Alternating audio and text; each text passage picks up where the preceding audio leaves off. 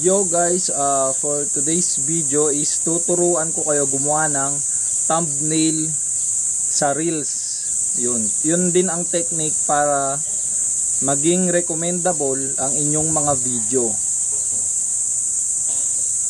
Ayun po, tuturuan ko kayo. So eto na. Unang step is pumunta kayo sa video na gagawa nyo ng thumbnails.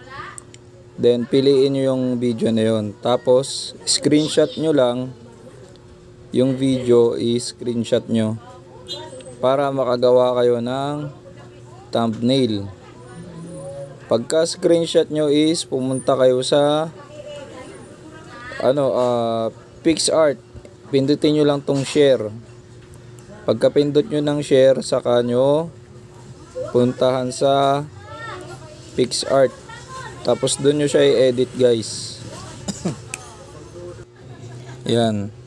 Tapos pag nasa PicsArt na, maglo-loading siya ng konti. And then yun, lalagyan nyo na siya ng words. Dahil sa akin nagawa ko na yun, is eto, pipindutin ko na lang. Yan, isi-save. X lang yan, X. Tapos isi-save nyo na. Yan, pag ma-save nyo na siya as JPG, is punta na kayo sa Facebook nyo. And then punta kayo dito sa more, pindutin nyo yung Reels. Pagkatapos nun is, ito, pindutin nyo tong video na gagawa nyo ng thumbnail. Ayan, tapos i-click nyo tong 3 dot. Tapos edit reel. Tapos i-click nyo lang to sa may kaliwa. Ayan, tapos choose different photo. Ito na, yan. Then save.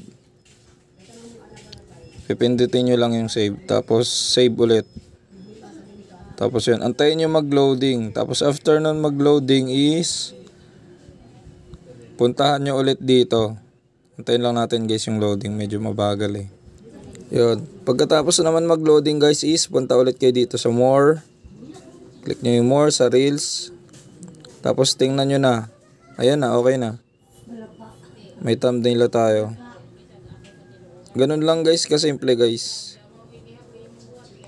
Sana nakatulong.